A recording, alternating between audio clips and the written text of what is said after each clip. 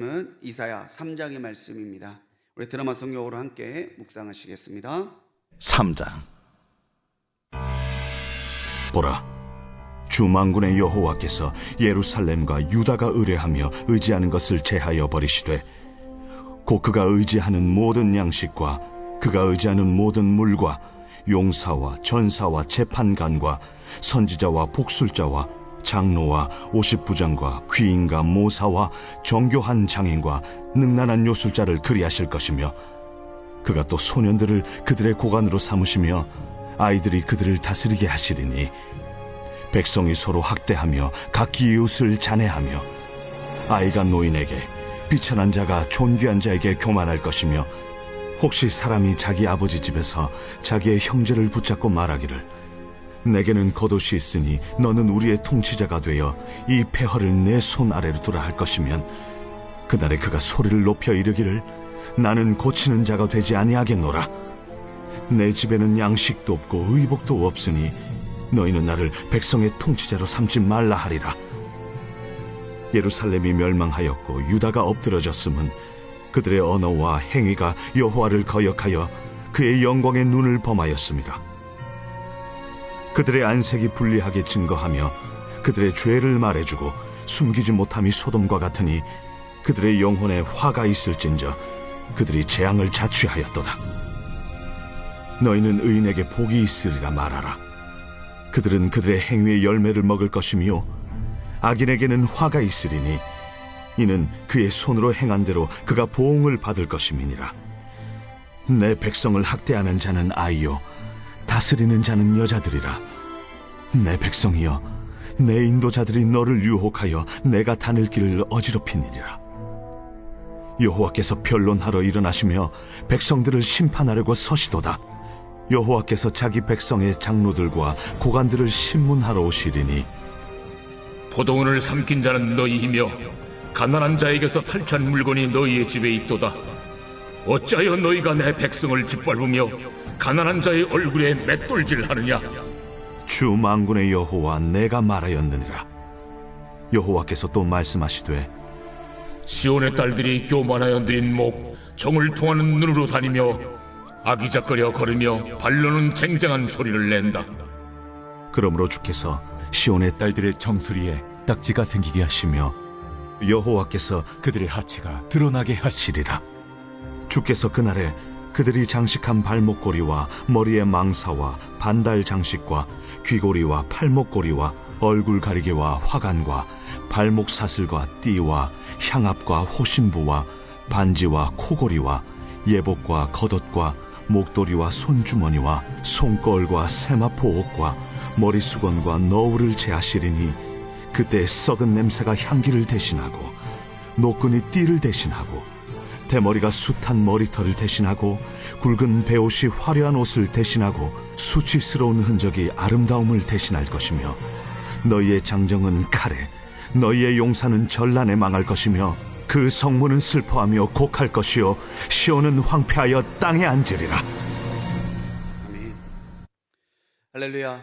제4장. 주님의 응답하심을 바라며 기도하는 우리 모든 성도님들께, 또 온라인을 통해 기도하시는 우리 모든 성도님들께 하나님의 은혜와 응답이 충만하게 임하기를 주님의 이름으로 간절히 축원합니다. 우리 이사야 3장의 말씀으로 오늘 이 새벽에 묵상을 나누고 있는데요.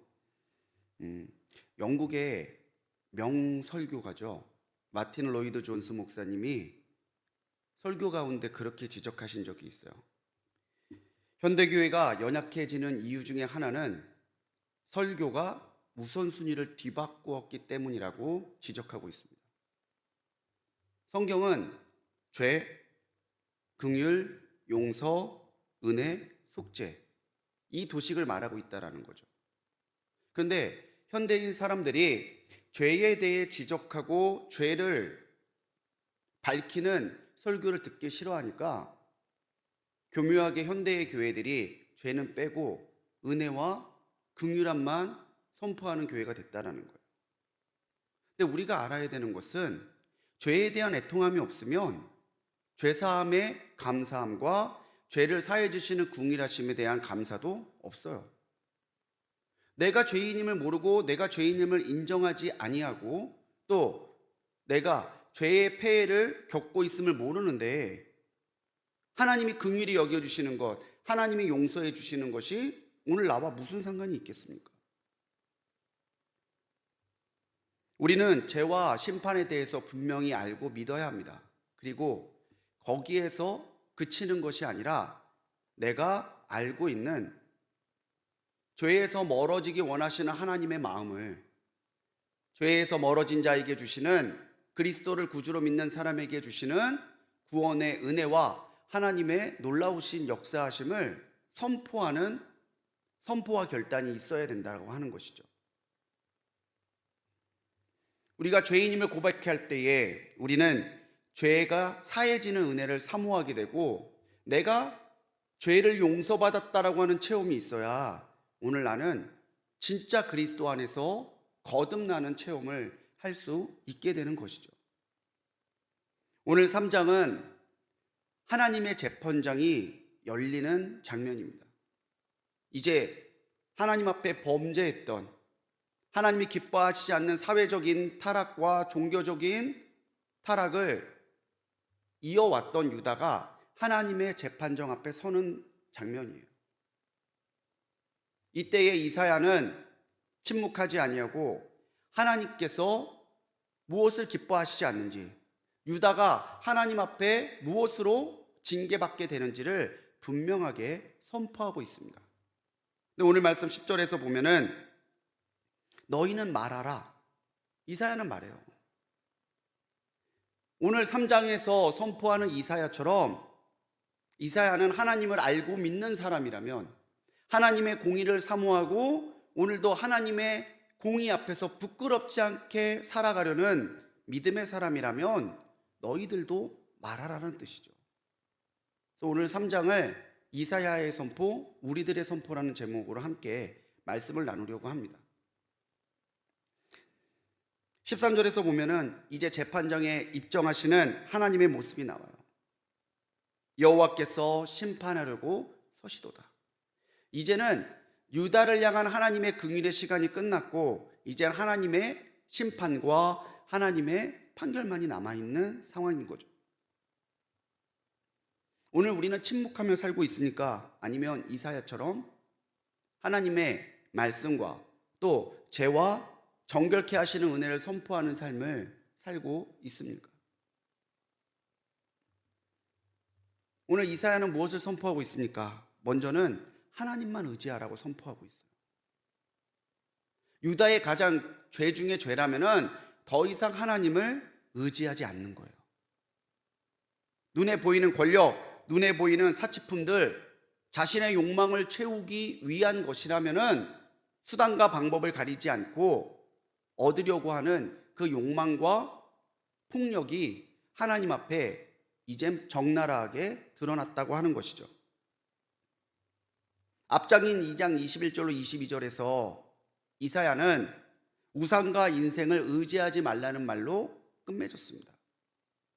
그리고 3장에서는 너희가 그렇게 의지했던 우상, 너희가 그렇게 의지했던 인생들을 이제는 하나님이 다 제하여 버리실 것이다라고 경고하고 있다는 거죠. 하나님께서는 유다가 의지하는 양식, 물, 용사, 전사, 재판관, 선지자, 복술자, 장로, 귀인, 모사 싹 다 제하여 버리시겠다라고 말씀하고 있습니다. 그러니까 내가 무엇을 잃고 싶으면 가장 빠른 거는 하나님보다 그걸 사랑하면 돼요. 재물을 잃고 싶으면 하나님보다 재물을 더 사랑하면 되고, 사람을 잃고 싶으면 하나님보다 사람을 더 사랑하면 돼요. 그러면 하나님이 잃게 만드신다는 거죠. 근데 반대로요, 지키려면은, 받은 은혜를 더 소중히 하려면 하나님을 가장 사랑하고 의지하면 되는 거죠. 하나님은 우리를 최고로 사랑하십니다. 그렇기에 하나님께서는 우리도 하나님을 최고로 사랑하기를 원하신다는 거죠. 우리 안에 하나님보다 더 사랑하고 더 의지하는 것이 있다면은 우리도 알지 못하는 사이에 그것을 우상으로 여기고 따라가고 있는 것과 다를 바가 없습니다. 우리가 하나님보다 더 의지하는 것이 없을 때에 오히려 우리의 눈과 마음을 현혹하는 것을 떠나서 하나님만을 최고로 사랑하고 의지할 때에 비로소 하나님은 그 사람이 하나님의 사람임을 인정해 주신다는 거죠. 이사야 42장 8절에서 하나님은 선포하십니다. 나는 여호와니 이는 내 이름이라. 나는 내 영광을 다른 자에게 내 찬송을 우상에게 주지 아니하리라. 하나님은 언제나 우리에게 최고의 것을 허락하셨어요. 도대체 유다만큼 이스라엘만큼 하나님 앞에 큰 은혜와 능력을 체험하고 받은 민족이 또 어디에 있어요? 근데 그 은혜를 받고도, 그 택함을 받고도, 그 특별하신 하나님의 역사하심을 체험하고도 유다는 오늘 하나님을 의지하지 아니하고 눈에 보이는 인생을, 눈에 보이는 우상을, 자신의 욕망을 채울 세상의 것들을 의지하며 살고 있다라는 거죠. 거기에 대해 이사야는 분명하게 그런 것 의지하지 말고 하나님만을 의지하라고 선포하고 있습니다. 하나님이 의지하는 바를 제하시면 유다에게 어떤 일이 일어날까요? 정말 그야말로 대혼란이죠. 4절에서는 지도자가 없어서 소년같이 미숙한 사람이 다스리게 될 것이다라고 말합니다. 진짜 소년일 수도 있고요, 소년처럼 성숙하지 못한 사람이 지도자가 된다는 뜻일 수도 있습니다. 아무튼 지도자에 합당한 사람이 아닌데 지도자의 위치에서 다스리는 혼란이 일어날 거라는 거죠. 그래서 서로 학대하고 잔해하고 아이가 노인에게 함부로 대하는 이런 폐륜과 같은 상황, 혼란이 일어나게 될 것이다라고 이사야는 경고하고 있습니다.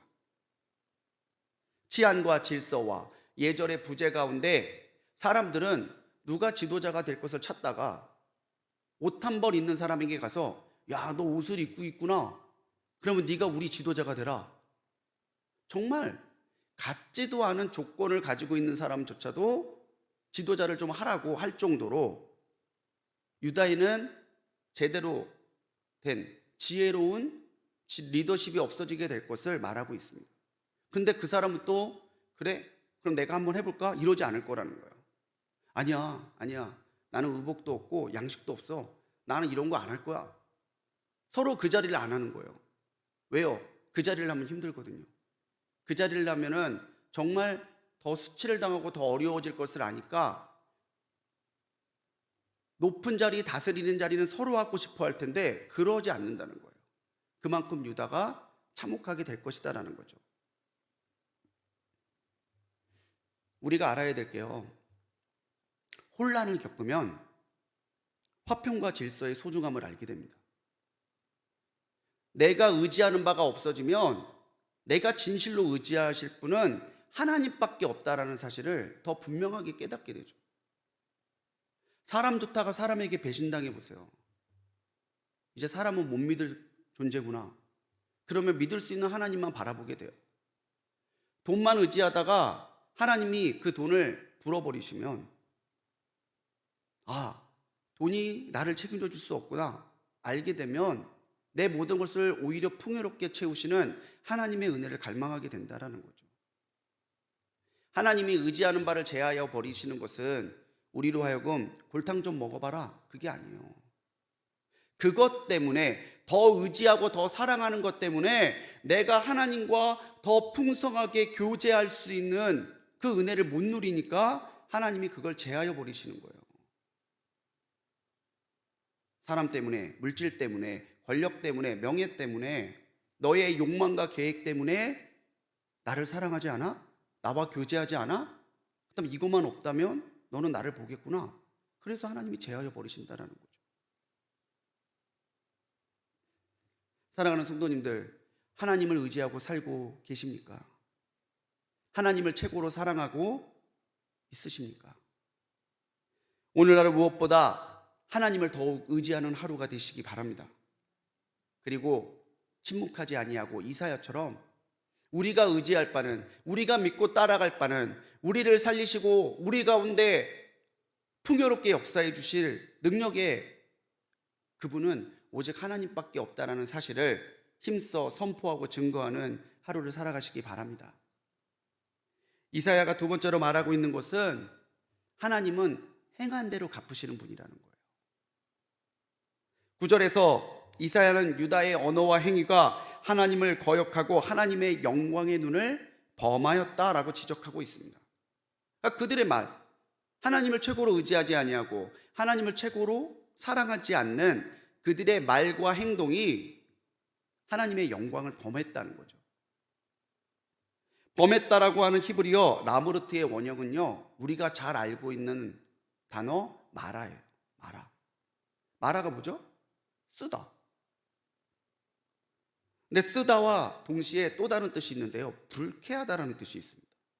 마라, 쓰다, 불쾌하다. 그러니까 하나님의 영광을 범하는 게 뭐예요? 하나님의 마음을 기쁘시게 하는 게 아니라 하나님의 마음을 불쾌하게 만드는 거예요.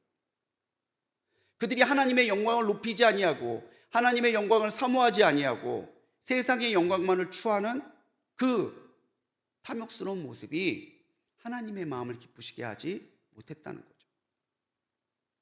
하나님의 영광을 범하는 게 뭐 대단한 큰 행동이나 말이나 생각이 아니에요. 하나님을 기쁘시게 하지 않는 거면 하나님의 영광을 드러내는 게 아니다라는 거죠. 이사야는 유다의 죄가 너무나 커서 숨길 수 없이 낱낱이 드러나게 될 것이다라고 말합니다. 그리고 그들이 당하는 화는 그들이 자취하는 화라고 지적하고 있어요. 너희들이 지금 당하고 있는 징계, 너희들이 당하고 있는 화는 하나님이 사랑이 없어서도 아니요, 하나님이 능력이 없어서도 아니요, 너희의 말과 너희의 행동이 자취한 화라는 것을 말해주고 있다는 거죠. 그러면서 10절에는 말합니다. 의인에게는 복이 있다 말하고 악인에게는 화가 있을 것을 선포하라고 말해요. 의인이 받는 복은 그들의 행위의 열매라고 말하고 악인들이 당하는 화는 그들의 손이 행한 보응이라고 말하고 있습니다. 그러니까 이사야가 선포하는 건 뭡니까? 하나님은 공의의 하나님이시기에 그 행한 대로 갚아주시는 하나님이시라는 것을 선포하고 있다는 거죠. 16절 이하에는 교만하고 사치하고 음란했던 유다의 여성들이 이제는 그들이 자랑했던 장신구를 빼앗기고 그들의 아름다움을 빼앗기고 24절 말씀처럼 수치스러운 흔적이 아름다움을 대신하게 될 것이다라고 예언하고 있습니다. 오늘 우리가 하나님 앞에 진실하게 살아야 되는 이유가 여기에 있어요. 하나님은 감찰하시거든요. 그리고 하나님은 감찰하신 대로 갚아주시거든요. 자, 하나님의 감찰하심, 하나님의 갚아주심. 여러분, 이 감찰하심과 갚아주심이 여러분들에게 지금 사모함입니까? 아니면 두려움입니까? 하나님이 보신대, 하나님이 갚아주신대, 됐어 나는. 그 신앙이 복된 신앙이에요. 하나님의 감찰하심이 두려워하지 아니하고 하나님의 갚아주심이 사모하는 사람이라면은 오늘 하나님 앞에 부끄럽지 않게 살아가려고 하는 사람이겠죠.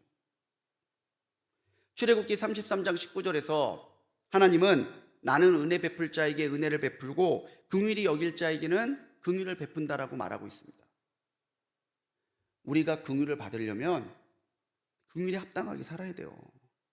오늘 우리가 은혜를 받기를 원한다면 은혜를 달라고만 할 것이 아니라 은혜를 받을 만한 믿음과 삶으로 살아가기 위해 내 신앙을 하나님께만 맞추고 걸어가는 믿음이 필요하다는 거죠. 이건요, 세상이 말하는 인과응보를 뛰어넘는 거예요. 착하게 사니까 복 받고 나쁘게 살면 벌 받고 이 정도의 수준이 아니라 그 안에서 하나님은 하나님의 살아계심, 또 하나님이 이 모든 것을 심판하실 수 있는 능력이 있으심을, 하나님은 의인에게 은혜를 주시는 사랑이요 악인에게 보응하시는 공의의 하나님이심을 다 드러내고 나타나고 계신다라는 거죠. 사랑하는 성도님들, 믿음과 행위대로 갚으시는 하나님의 은혜를 사모하고 그 은혜에 합당하게 사시기 바랍니다. 그리고 오늘 하나님은 보신다고, 하나님은 갚으신다고, 하나님은 응답하신다고 세상 가운데 이사야처럼 선포할 수 있는 우리가 되기를 간절히 소망합니다. 마지막으로 말할 수 있는 것이 심판의 때가 있다라는 거예요. 심판의 때. 오늘 우리가 하나님의 심판을 기억하고 살지 않으면 우리의 신앙이 자꾸 본질에서 벗어납니다. 우리는 영원히 살 것 같이 오늘을 살아요. 나는 언젠가 이 땅의 모든 것을 정리할 때가 올 것이다라는 것을, 하나님의 심판이 임할 것이다라는 것을 잊은 채 살 때가 너무 많다는 거죠. 하나님의 심판을 생각하게 되면 멀리 볼 수 있게 돼요. 그런데 하나님의 심판에 대해서 우리가 의식하지 않고 살면요, 눈앞의 것만 보고 살 수밖에 없는 인생이 되고 만다는 거죠. 13절에서 드디어 재판종으로 하나님이 들어서셨습니다. 자신의 본분을 잊고 수탈과 억압을 행했던 유다의 장로들과 고관들이 하나님 앞에 섭니다. 하나님은 그들에게 너희들이 내 백성을 짓밟고 가난한 자의 얼굴을 맷돌질했다라고 엄하게 추궁하십니다. 그런데요, 이 고관들과 장로들이 이렇게 하나님 앞에 서서 그들의 죄가 밝혀지고 하나님 앞에 질책받을 것을 생각이나 했을까요?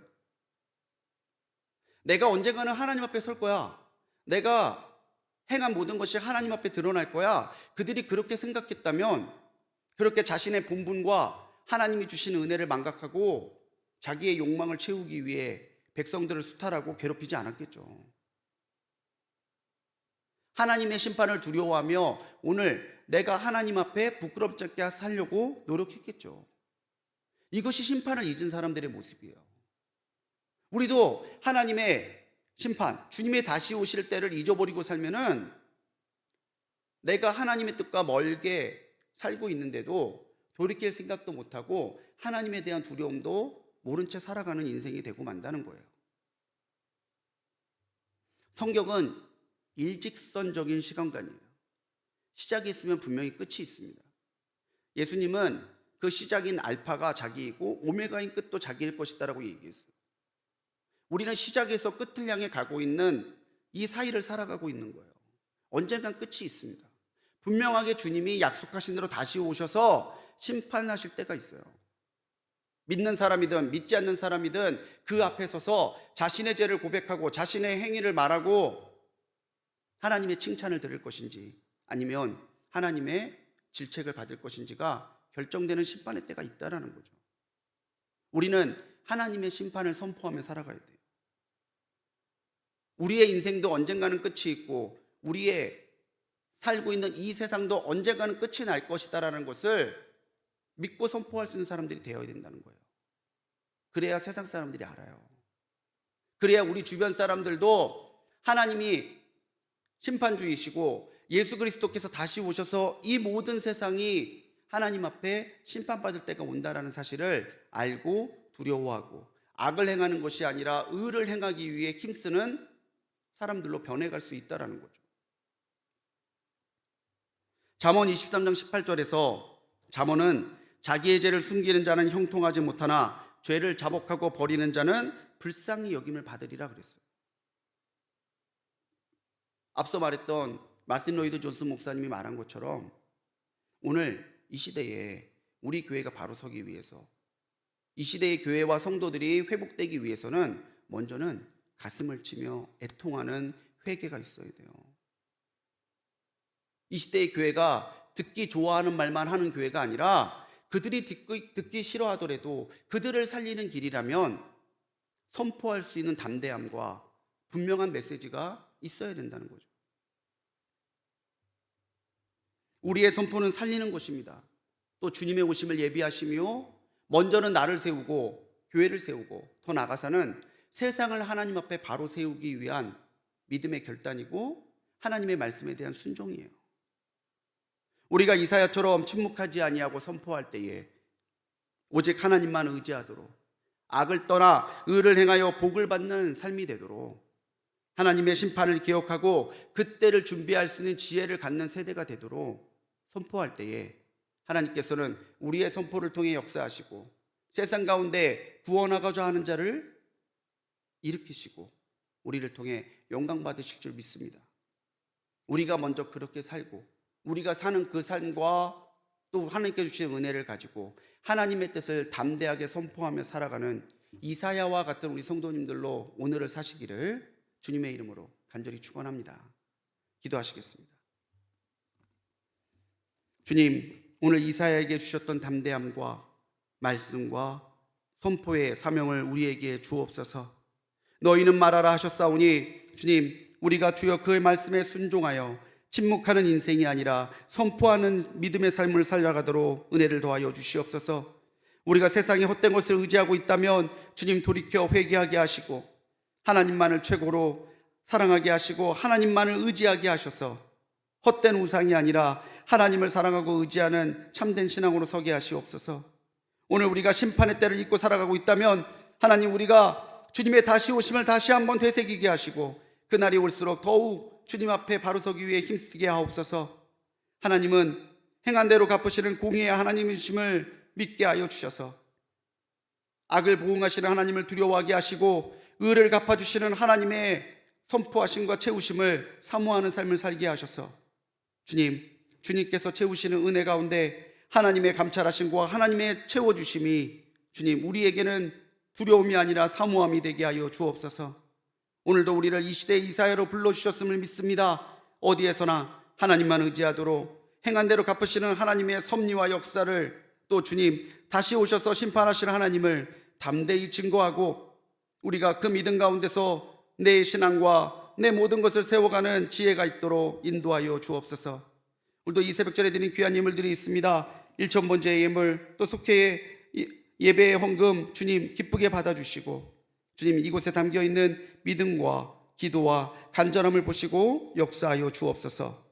오늘도 선포하는 그 자리에 주님 동행하시고 역사하실 줄 믿사옵고 우리를 구원하신 예수님의 이름으로 간절히 기도드렸습니다. 아멘.